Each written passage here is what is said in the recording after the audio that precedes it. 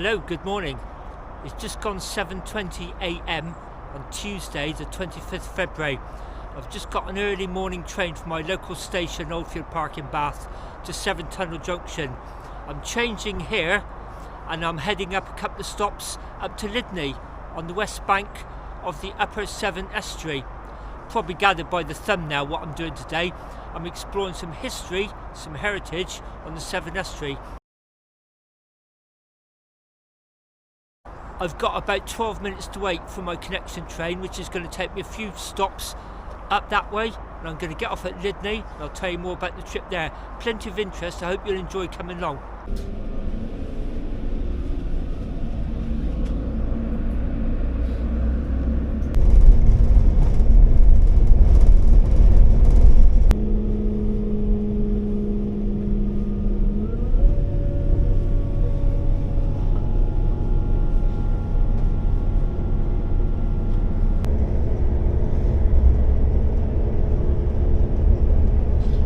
We are now approaching Lydney.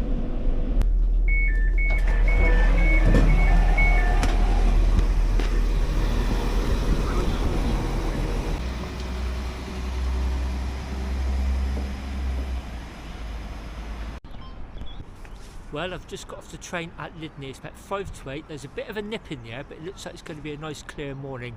Temperatures in the high single digits, may even get up to 10 later this afternoon. So the first thing I'm going to do is leave the station, head into town. I'm going to go up and have a look at the Forest of Dean Heritage Railway in Lydney itself. Then I'm going to double back, cross over that level crossing, then head down towards Lydney harbour. Never been down there before. And do a loop and come back up into town further up that way. I'm going to ride up about a mile or so on this B road alongside the Heritage Railway before I then start heading up the coast. Plenty coming up, but that railway journey was fantastic. I've often ridden over the Severn Bridge and the Wye Bridge, seen the railway underneath, always thought I'd go on that sometime, and today was brilliant. Lovely, just as the sun was coming up you could sort of see the estuary flooded this side of it, and the slither of the estuary being lit by the early morning sun.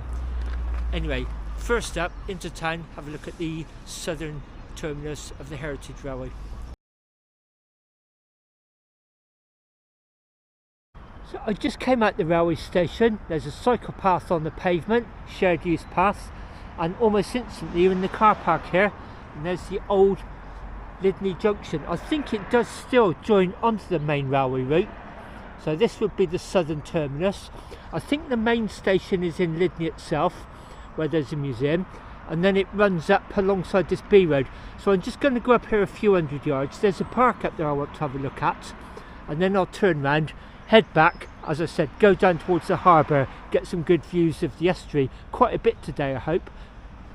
Within a few yards, that's the crossing over the railway, level crossing, Lydney Junction Southwest signal box there.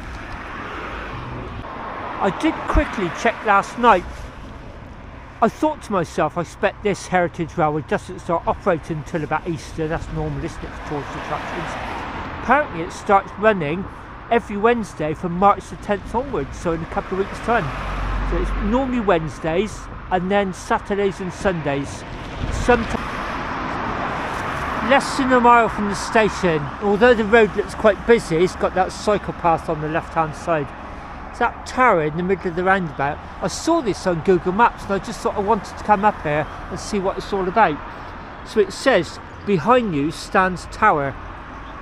Tower forms part of the From the Forest to the Sea artwork trail created in 2022 and commissioned by the Destination Lydney Harbour project. Reading off that board reminds me I wanted to put a couple of things straight from the last video on here. Last week I was struggling to pronounce the word mischievous. I'm not dyslexic or anything, not as far as I know. I just find when I'm trying to read on my YouTube videos, trying to make it as accurate as possible, it's only when I edit I realise I'm making so many mistakes, and I think it's a combination of brain fog overload and trying to keep the camera focused on what I'm reading from, not always successfully. I'm trying to read print which is a bit too far away from me with my poor eyesight, and it's just trying to combine it all at the same time. And last week was a perfect example. No matter how many goes I had, I could not pronounce the word mischievous. It just proves I can. There's another little error I want to put right, but that's going to be later this afternoon on the outskirts of Gloucester. Anyway, I want to go down and have a look at this park before we then head back down to the harbour. Today is not about distance, it really is just about exploring an area that I really don't know that well. You see there's this massive pond. It looks like there's a circular path around it. Is that a waterfall over there? I can hear some running water. Go and have a look.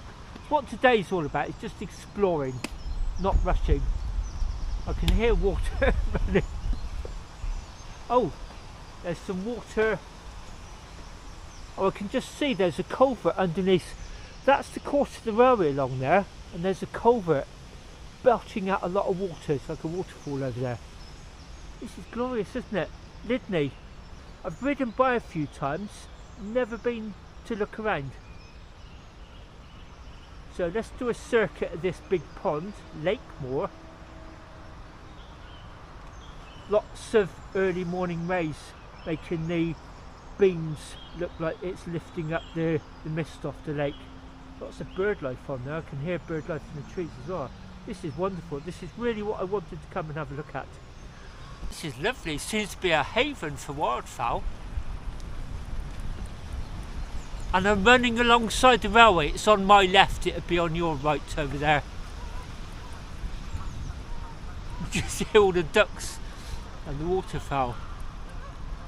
Wow, this is lovely. Really, really is nice. I saw it on the map last night and just thought, hey, I wonder what that's all about. Go and have a look. And I'm so pleased I did. This is a great way to start a day out. Don't know if you can hear it. It's like the dawn chorus of wildfowl.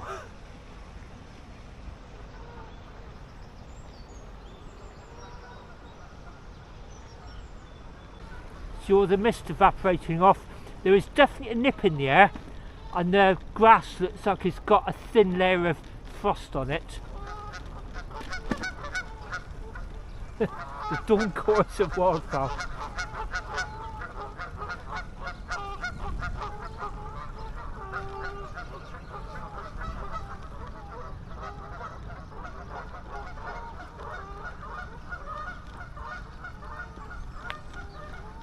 A lot of today is going to be riding along the west bank of the upper Severn estuary, but never far from us are the hills of the Forest of Dean. Can you see? So as we head north towards Gloucester, it'll always be on our left, and there is actually a little bit of a lump as we climb out of Lydney, and there's some fantastic views coming up later on.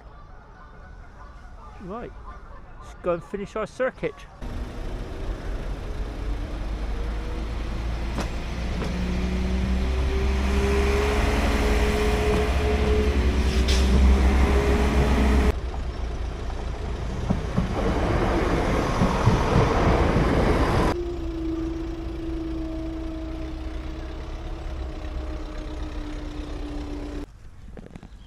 Well, you saw as I just passed the station, 2 trains came by, so I had to wait for the level crossing gates.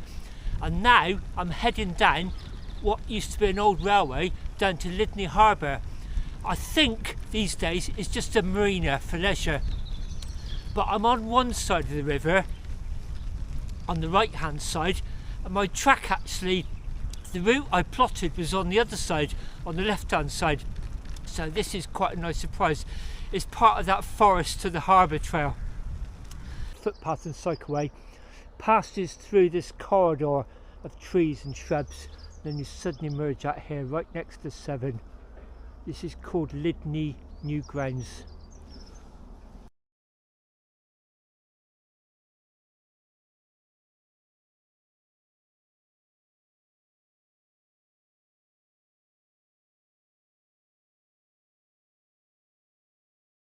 That's looking down at the 1966 Severn Bridge, and beyond that you can just about make out the towers of the 1990s bridge.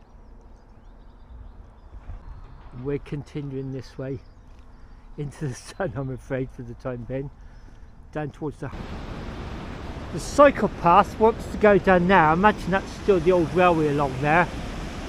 But I've taken this up a narrow path just to get some views, to come up and explore what the noise was. You can see all the water coming out there. Quite a substantial amount of it. It's going to go down here as far as we can, then maybe head over there. I think that's where there's a cafe and picnic site over there. The end of the road. There's a tourist board here telling you about the rise and fall of Lydney Harbour. It says, you stand at coal tip number 9, the end of the line for Forest of Dean coal. As you look down at the harbour, imagine the noise of the coal being tipped into the boats waiting below, and the commotion that once filled this busy harbour.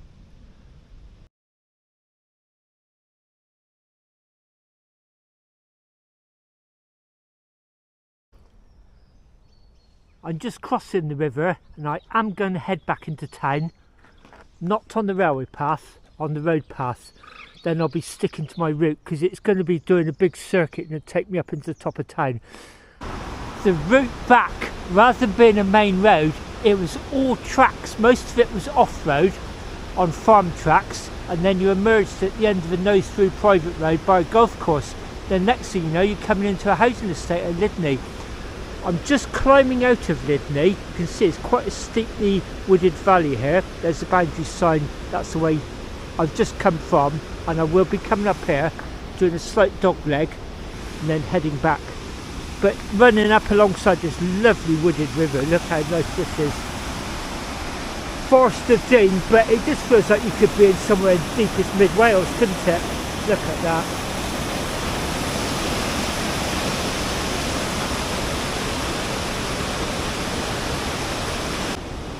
When I plotted the route, I knew I just wanted to go a little bit further north and stop at one of the stations on the heritage line. I know it won't be open, but I believe there's a museum there.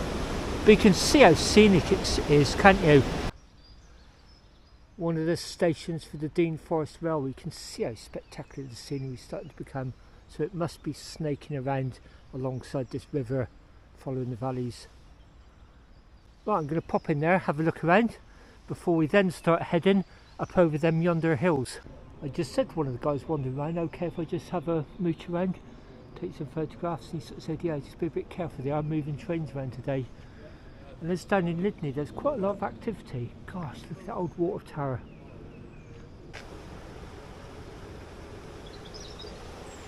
So I first became aware of this about 25-30 years ago, so I'll just briefly tell you the story.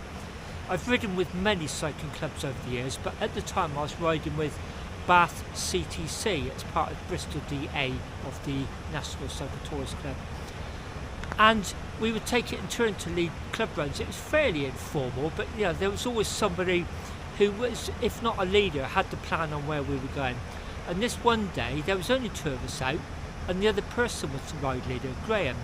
And he said, would you mind if we took part of the route on this railway in the Forest of Dean? I said, no, sure. So we climbed over the Severn Bridge, went all up the hilly route to the all up through the Forest of Dean, up on high ground there. And then we dropped down and we got a train. It could have been from here, I honestly can't remember, it's such a long time ago. And we just took our bikes in the guards van of a train down a few miles, probably to Lydney. It could have been to Lydney and back, I honestly can't remember. And I do remember him sort of saying, are you okay if we go back up the hill onto high ground, because it's much nicer, there's a fairly quiet B road up there as opposed to the busy A48. I said, yeah, sure. And that's all I remember of it. I don't think it would have been too much, so probably £3 or £4, £5, £6 maybe. So I have been on it, but I can't tell you where from, where to. I just vaguely remember that day out. There was an almighty zigzag, almost alpine type of switchback climb out of Lydney. You may see there's a beacon up here. This is Primrose Hill. That's looking down on Lydney. Again, I'm trying to read this, keeping it in camera shot. So it was made by White Cross School as a project for Fire over England's 70 commemorations anniversary of the Spanish Armada, 1588 to 1988. That's one heck of a view. See that big rectangular concrete block over there? That's one of the nuclear power stations on the other bank. That lovely slither of the Severn going up there. And up there, that pub's called the Severn View. We can see why. I just had to come and look at this. So that was a school project. How wonderful, how brilliant. After that beacon, it was about another mile or so uphill gradually till I passed some pylons. Then you realise you're at the top and it opens out into countryside. We've now just turned off onto this lane, running parallel but quite a few feet above the Severn estuary. This is called Old Dam Lane. I don't know what that's all about. A dam maybe that's old. And there's the road over there that I've just turned off. It's fantastic, you can see. It's a really nice morning now. I started really early, so it's only just gone 9:30 AM. So I've wanted to do this road for a couple of years now for a few reasons. About 2 or 3 years ago, I rode a lot of the A48 between Chepstow and Gloucester. I was trying to replicate a journey along an old Roman road, Margery 60A.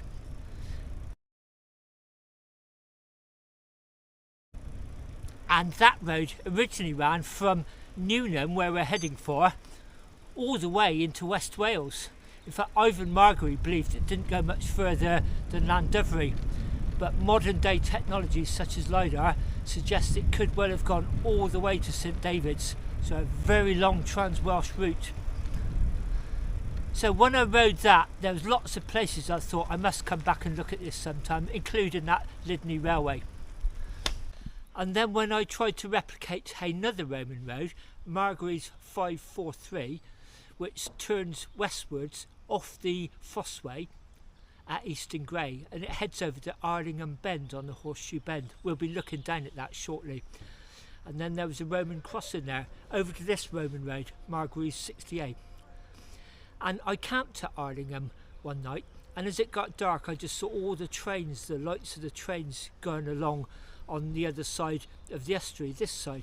And I just thought, I'm going to take that train journey one day. I don't know where it goes from to, but I'll just research it a little bit, and that's what today's all about.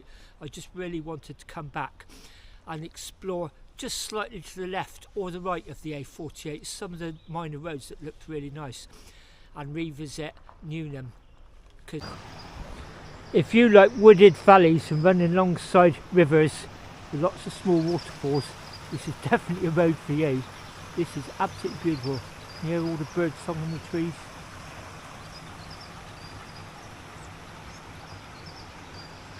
That old dam road up on the high ground was absolutely fantastic, really scenic. Then eventually you pull out onto this road and you can see, looks like we're going to do a bit S-bend. Can you see the shimmer of the Severn over there? Okay, camera away. We're going to snake down there, down to estuary level. Got my bearings, so I've just come down off that hill. You get an idea of the scenery, how steep it is around there. So we've climbed out of Lydney, over those hills, we've dropped down. That's signposted Viney Hill, that's what we've just come down. I remember this from when I rode the Roman road. It's so hard, this road.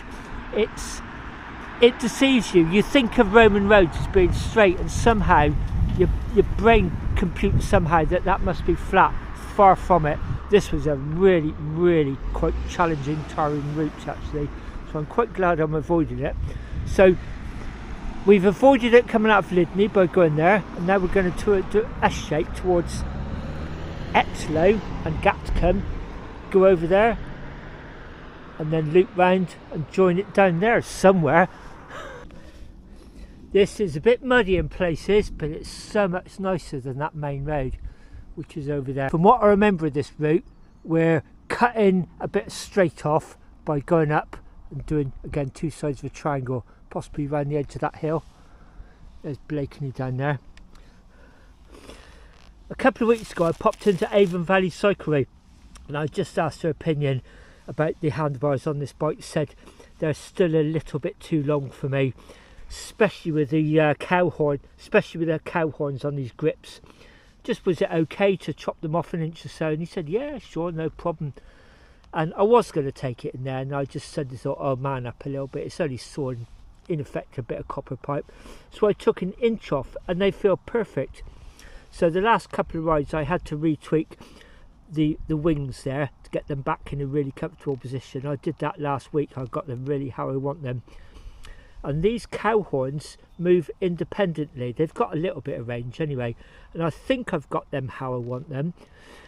I'm really impressed with the gear setup on this bike. You hardly ever need to get out the saddles. That's how well the gears have been thought out. So I don't even know yet if they're okay. They feel okay, but I may need to adjust them. So there's only one retaining bolt, which you've got to tighten up to 7 metric newtons. The trick is to just loosen it a little bit with an Allen key, enough to twist that, but not enough to displace that, and then have to work it out again. That makes sense. So this is pretty much how the bike's going to be now. I've taken an inch off each end of the handlebars, and it feels really, really comfortable. Anyway, let's press on down here. We're just leaving our A48 avoidance road. You may hear we're going to come up to it in this lay-by, which looks like it used to be part of the A48 before they straightened it out a bit. Newnham, about 1.5 miles that way. There is a bit of a drag up to it. I remember that from last time, which is why I got off and walked, and I'm so glad I did. I was really ready for a stop there. Gosh, you can actually see the course to the old road there. As this lay-by curves back round to the left, you can see where the old road went up there. Okay, 1.5 miles. It looks like I might be able to ride the pavement thinking about it. I might do that actually. Here we are at the halfway point, mileage wise anyway. And this is where I'm probably going to stop a while. Lots I want to see here and share with you. Probably going to have my lunch here as well. So this is Newnham on Severn. You can see the A48 is not very busy at the moment, but when cars do go by, they go by at quite a lick. I've just been riding down this pavement. Clearly I wouldn't do that if there was people walking on it, but on a weekday out in the countryside I don't see a problem with it. Just round this corner you may see there's a bit of a ridge line up there. It doesn't look much, but that was just about enough to finish me off last time. It had been a very hard ride, plus I'd been fighting a really strong crosswind, and I got off and walked and thought, oh, I'll just cut through this churchyard, and that's exactly what I'm heading for today. Here we are, just coming into the town itself, at the foot of a 10% hill. As I said last time, this was just a little bit too much for me. I just needed a rest, and I thought, oh great, I'll get off and follow that footpath, and it takes you right through a churchyard. Churchyard's got stunning views, fantastic church, and there's something there I want to show you, a peace garden. Just as the road goes through this reinforced cutting, you can see there's a footpath to Newnham right through St Peter's churchyard, and there's going to be some stunning views across there of what's known as the Horseshoe Bend.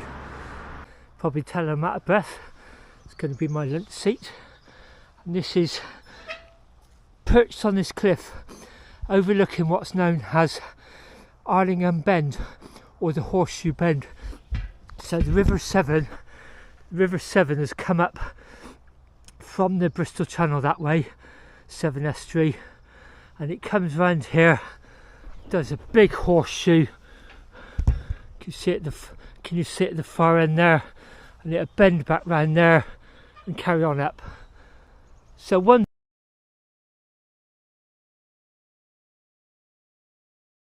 I've just walked around the back of the churchyard, around the other side of the church.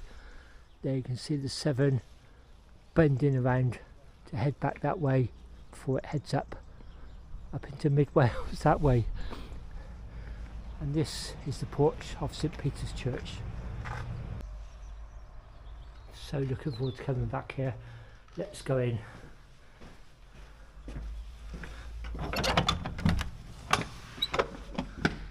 Ooh, nice and airy.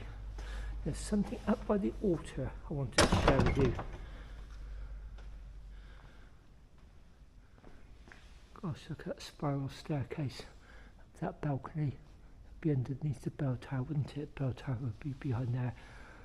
That must possibly be the ringing room in there. It's 11:30.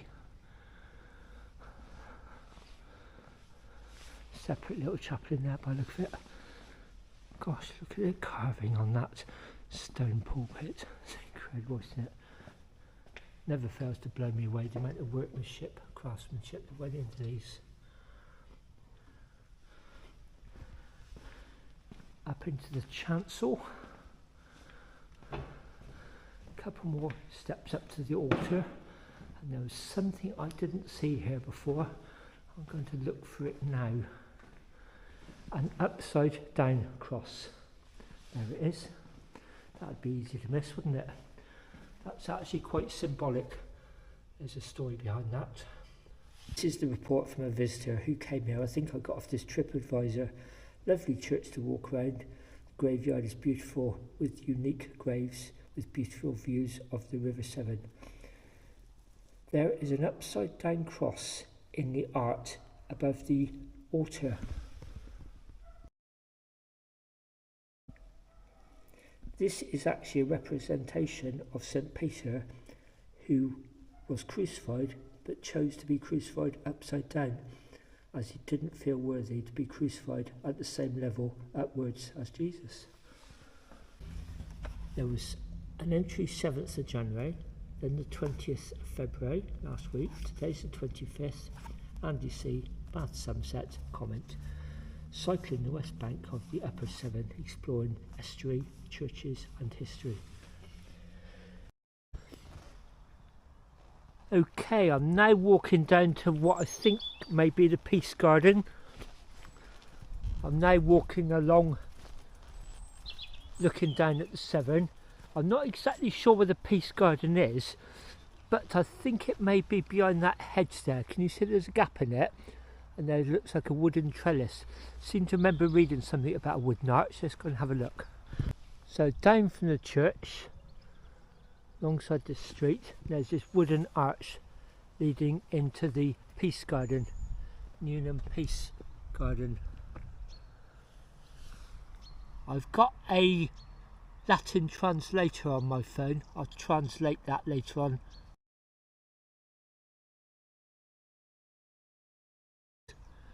Please bow your head on entering.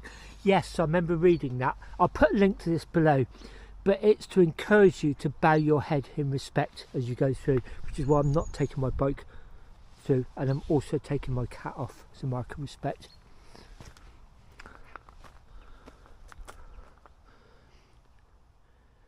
I think I read somewhere they encourage you to walk around anti-clockwise, which is what I'm doing.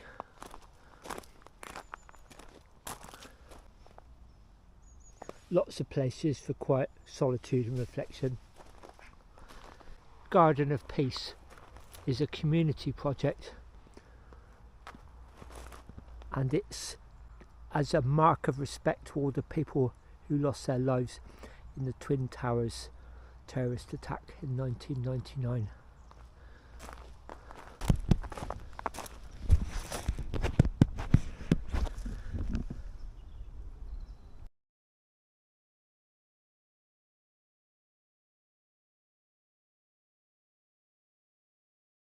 That was actually really good. If you come out of the gate at the very bottom of the churchyard by the Peace Garden, you do not have to go back up into town. You can come down this residential street. It brings you out right where I wanted to show you, by this little rest area on the banks of the Severn. Here we are, look. You can see the rivers at low tide. I've seen it much lower than that before. Sometimes it just looks like a trickle, so you can see why some people may be tempted to walk across. Really, really dangerous. Look at the sandbank there. So this, I understand it, is where the Romans crossed at low tide, and there's a notice board down there. It looks very faded. I'll go and have a look, but I'm not sure if it's still there. That's why I read that before. They think this was possibly the Roman crossing when they got down to Ardingham. I keep seeing signs for the Severn Way, so I think this must be quite a long distance footpath. Some binoculars there, look, mounted. And we're going to join the A48 here. It's actually not too busy, and go along a few miles towards that church spire, then turn off left, head up that way, and loop down kind of north into Gloucester. About 1.5 miles on the A48 from Newnham. The Severn's just over there. Just as we come into the boundary signs there for Westbury on Severn, we're turning left here. This is where we're going to do our big arc cut round. If you imagine, we're probably about 9 PM on a clock face. We're going to go up to midnight and then come down to 3 PM as we head into Gloucester, avoiding a lot of miles on this road, and even worse, joining the A40. All day we've been passing the railway. 1 minute it's on that side, other times it's on this side. This is about the third crossing of it we've done in about 3 or 4 miles. You can see there it is, just gone underneath it, and we're about to go underneath it again as it heads that way. And again, if we hadn't got off the train at Lydney, the next stop from Lydney would be Gloucester, exactly where we're heading. Now on these lovely lanes, doing our curl up round to avoid the A40. I think we cross it straight across and then go north before we curl down. The railway can't be far away, because I've just heard a train go by behind those hedges, a bit further away I expect. This is lovely round here though, so much nicer than the A48. Still looking back at the Forest of Dean, you can see how lumpy it is, can't you? I may just scrub going back to Lassington Tower today. That was the second church we visited last week, the remains of a church at the old medieval village. Because we ride right by the turning to it, and then almost straight after that we turn left at that mini roundabout and then take the cycle path into Gloucester. I really want to try and get into St Nicholas Church, so rather than risk that by going to Lassington, which I've already done, I'll see what the time's like when I get there. If that makes sense, rather than visit somewhere that I've already been to, I would definitely go back at some point. I just feel like I may be trying to cram too much in today. It's only 34 miles total, so it just shows the mileage is not great. It's just the frame of mind I'm in. Just really want to explore and dawdle, and really want to finish off by getting into St Nicholas Church before we then head to Gloucester and get a train back to Yate, then cycle back to Bath.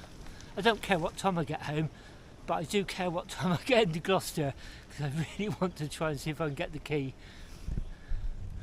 I've just come up Chapel Lane where that black car is pulled out of, crossing the A40 here. That's the Gloucester to Ross-on-Wye road. We're cutting across here on this minor road. This is called Bully Lane.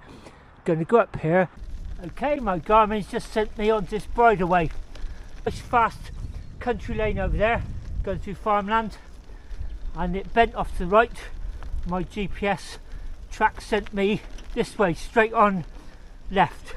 It looks along here. I'm going to be doing a left and then a right Z bend. So whether it's going to bring me out on another road, I don't know. It's what I like about navigating by GPS, the way I do it, the breadcrumb trail. I haven't got too much detail, and I like that. I like planning, but not too much, otherwise it gets a little bit sterile. I really don't want to know all the place names and things like that. Okay, straight on here past this farm, and in a few hundred yards we're going to do a zigzag S-bend. Right, need to put the camera away here, it's starting to get a bit muddy.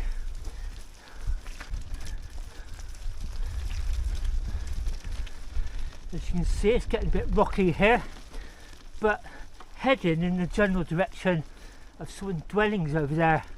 So I guess we're just taking this bridleway between one minor road over there and another one over there. Houses and farm buildings up there by the look of it. Okay, got to a really muddy bit here, and I saw this higher path and the gate and I thought, great, I can walk up here, come through the gate and avoid most of it. This is absolutely jammed shut, but it looks like there's a gap in the fence along there. Clearly what other people are doing, avoiding that mud trap. That's one of those, no matter how careful you are manoeuvring the bike through there and yourself, something gets snagged, the mudguards stay or part of your clothes. I've avoided that quagmire, but it looks like I might have a little bit of mud along here. To be honest, it only looks like up to that little bit there, just this curve, so I may be able to walk some of that and then get on more solid ground along there. That short quagmire took quite a bit of effort. I was trying to keep my bike from getting too muddy and my shoes, so it's that delicate balance. So I put the bike down and my shoes down. Then the perfect line seemed to get me tangled up in little sharp brambles. They're not out yet in force, but there's certainly a few little sharp pieces catching me, so I'm hoping it's going to improve around here. I'm committed now anyway. I'm not going back whatever happens. Well, that bit of bridleway has taken me about 15 minutes from the gate that I couldn't get through. It comes out on this road here.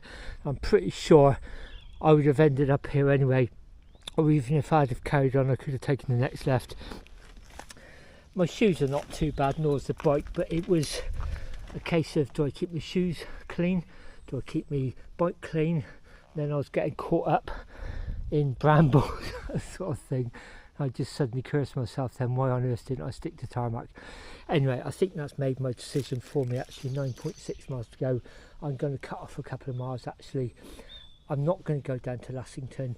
When I get to Newnham, I'm just going to take the bike track into Gloucester, and then when I get to the junction I'll see what the time is, but I think I'm going to use that time I lost there just to take out the Lassington detour. Okay, I've just passed through Tiverton and this is Buttermilk Lane. What a great name. I've come up that B road, Newnham to Gloucester. So this is the B road I want to get on for about a mile or so. Well, I did about 2 miles on that road. You may not believe it at this stretch, but it was actually quite busy. So I came up that way last week. This is my dog leg. And then I turned left down here to Lassington Lane, to Lassington Church, the tower, what's left of it, near the old medieval village. For the second week on the trot, I've actually underestimated how well I'm doing for time. It's not even 2 o'clock yet, it's about 4 minutes to. So instead of going down there a couple of miles at the church and then coming back, I'm going to head straight down there in about a quarter of a mile, get to a mini roundabout, turn left there, then I'll turn right off that road and then head on the off-road section into the outskirts of Gloucester. I just want plenty of time to have a look around this church. I always try and put my mistakes right. I spot so many in the edits and I either try and edit them out or put something over the screen. I said down there last week there was a footpath sign saying the Why's this way, and I thought that was to do with the river that flowed nearby, but it's not. The river that runs very nearby is called the River Lydney. The Wyses, in fact, is a long distance footpath from Monmouth over towards the source of the Thames, and it's from Offa's Dyke over into Oxfordshire.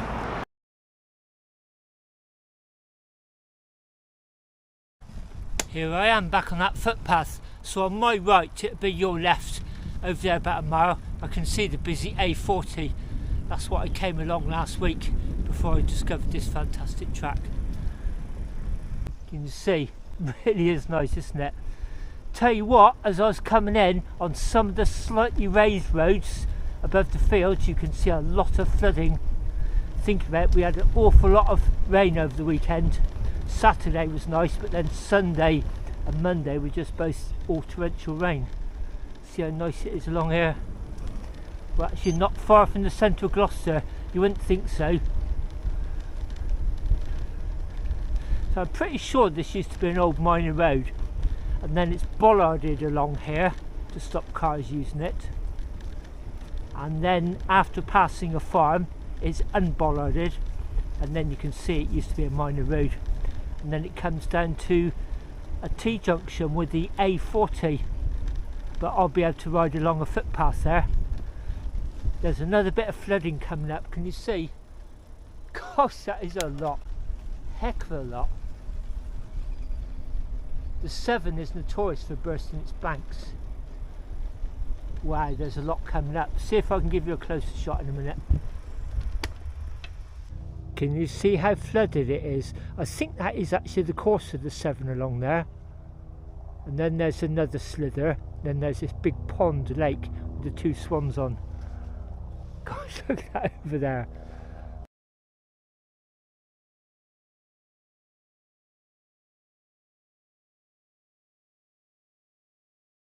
Here we are then, just leaving this wonderful cut through, avoiding the A40. And there is the A40, which we're going to join at a T-junction, turn left about a mile or so. You can see, sharp left-hand turn. I think we can cut through this pub car park. There's a bus lane.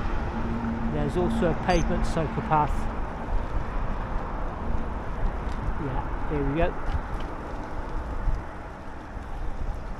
Just up those traffic lights, not far at all, is it? So this was the first section I did of this road last week. Then when it got to that cycle path I've just come off, I wasn't sure if that went all the way to where I was going, so I just crossed over this A40 into a reservation. I got across there safely. Then there's a corresponding path to this on the other side, and that's what I took. This is much nicer. That cut through I've just done is much nicer. It makes just this little bit of dual carriageway bearable, it really does. And when we get this big roundabout, we'll cut across, take the last mile or so into the centre of Gloucester. You can get a rough there, but this one, once I get moving, that'll turn into a much more detailed navigation aid, which is like why I prefer navigating off that. But now I'm on this pedestrian bridge, traffic free, road bridge that side, road bridge that side. I can see the cathedral right in front of me, and I know my church at Westgate is not far from that. In fact, just before we get to the cathedral, then it's about half a mile from there to the station. Okay, let's head into Gloucester. Let's head into Gloucester and St Nicholas Church at Westgate. Okay, just weaved myself around there. We're in Westgate Street, so this would have been the old Roman road into Gloucester. There would have been some sort of gate here near the church, and there is the church, slightly leaning. And can you see it goes square most of the way up, about 2/3 of the way up. Then it says there's an attractive coronet on it, so I imagine that's that top little bit. Looks like a ice cream cornet, a cornetto upside down, doesn't it? Right, I'll get the page up, see where we go and get the key. There's a community centre opposite called the Folk, but I think I'm going to be too late for that, so I'm now looking for a cafe if it's still open, and we'll go and see if we can get the key from them. Anyway, just along there, St Nicholas Church.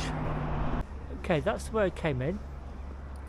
That's where I thought the entrance was. That's where I spoke to you last week, underneath the clock tower, underneath the leaning tower. You go along there, just as it becomes pedestrianised. On the left hand side there's a really nice cafe called the Brimbles. That's where I collect the key from. I said to her, is it for the padlock? And she said, no, it's for the door around the back. So I think I've found the door around the back. Hope I have, because there's a few unsavoury characters lurking around here, and I don't want to get my bike stolen, so I'll take it in with me. And there's the silver plaque above it, so that would suggest to me this is the door. St Nicholas, Gloucester. Wow, really looking forward to going in here. Okay, there's two keys. Don't make the mistake I made. I was trying to turn the key for the padlock anti-clockwise. It actually goes clockwise to unlock it. And then the smaller of the two keys goes in a corresponding lock down there. I cannot seem to lock it from the inside, so I've put a couple of signs against it, and I've left the padlock there. I'll hear if anybody comes in. Right underneath the bell tower by the look of it. But there's something in the chancel I really want to see. I wonder if there's any more lights. Gosh, so the Roman gate must have just been right outside.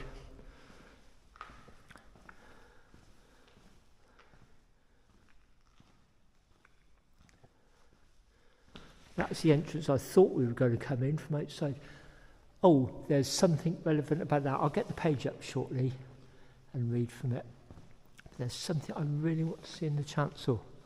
Gosh, look at all these two-dimensional, whatever they are, statuettes. Oh, to people. Gosh, dedicated to people. Samuel Goldberg, 1835 to 1899. Polish pawnbroker who traded at 55 Westgate. He was a member of the Cheltenham Synagogue, of which he was later president. Oh gosh, these are all people connected to the church. That is weird. That would be weird being here after dark. The chancel's fairly open, isn't it? Normally it definitely feels like you're going into a different door. That's what I'm looking for. A couple of tombs over there. Up a step into the chancel. Oh, it definitely darkens. There may not be a big arch, but you definitely get a sense of the light changing here. And these are called medieval church squirts. They're basically just openings in the wall so the congregation can see through.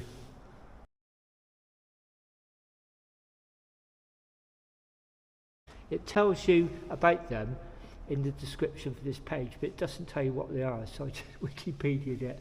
As I say, I'll get the page up shortly and tell you a bit about it. Gosh, look at that amazing stained glass window.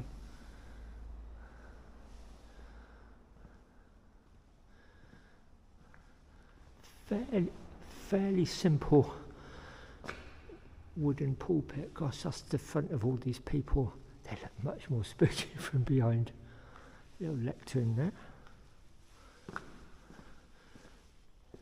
Then down southern aisle, what this would be. Some tombs there. Oh gosh, the font's right at the front.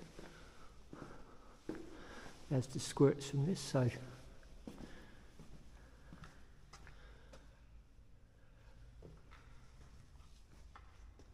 Gosh, so people there could see through.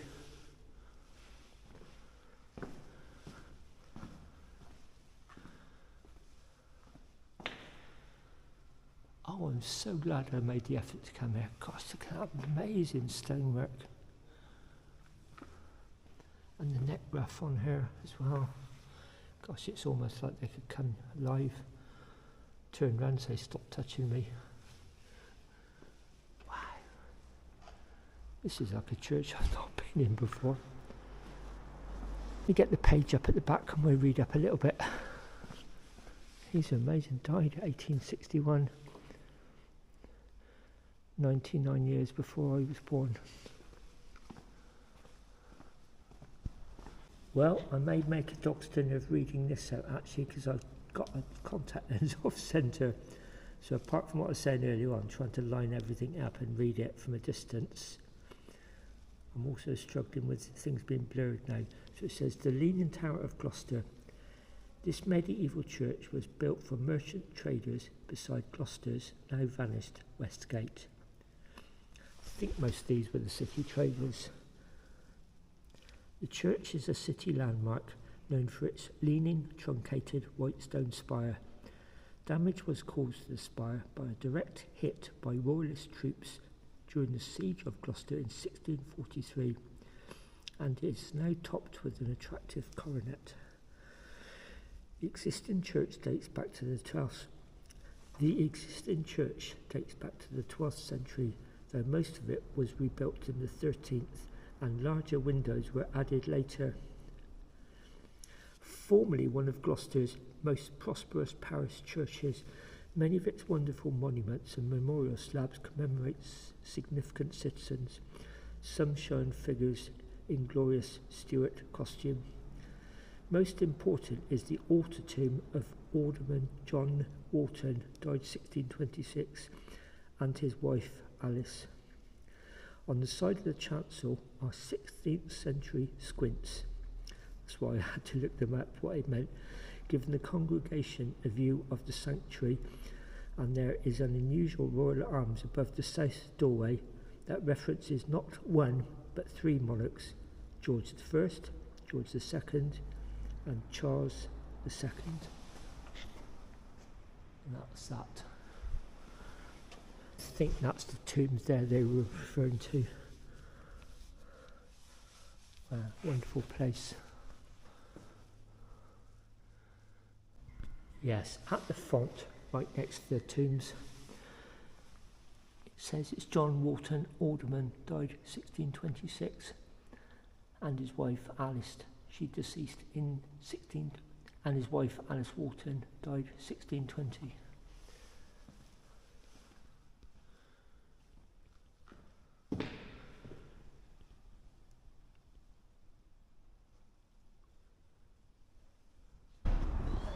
Okay, there's the church, there's the cafe. Now I'm just going to head along there, turn down one of those alleys along there, weave my way round, and I should be at the station within about 5 minutes. Let's get going. Through the middle of Gloucester. Normally avoid Gloucester altogether. I go round the main roads because they're so well catered for with cycle paths. So if I'm doing the long Audax, I don't really want to be coming through here.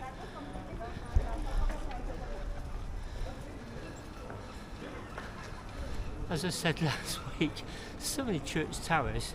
I knew what I was coming for today because I'd been here last week, but last week I was wondering which one it would be.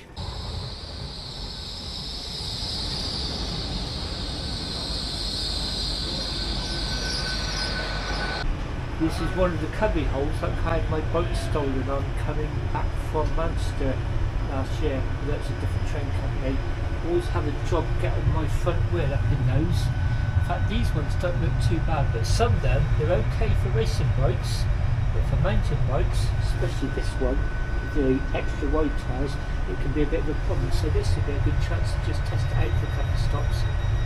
Well, I did make the effort to get up in that hook, and it really wouldn't go. And even that lower one, it kind of forces the wheel over at an angle. It's going to damage the wheels and the spokes. So that's about as good as it's going to get on these trains. I chopped the handlebars sooner rather than later. I just thought during the spring I'd try and take this boat on a train and see if the handlebars are fitting. But the handlebars are not the problem, it's the wheel. They just literally don't make that wide enough for mountain bike tyres.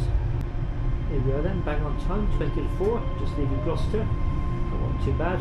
About a 10-minute wait for the train, then it was on the platform for 10 minutes. Now it's leaving bang on time. I should get to Yate at just gone 4 o'clock, which means I should be home just after 5:15, 5:20 maybe. Just see how long the platform is.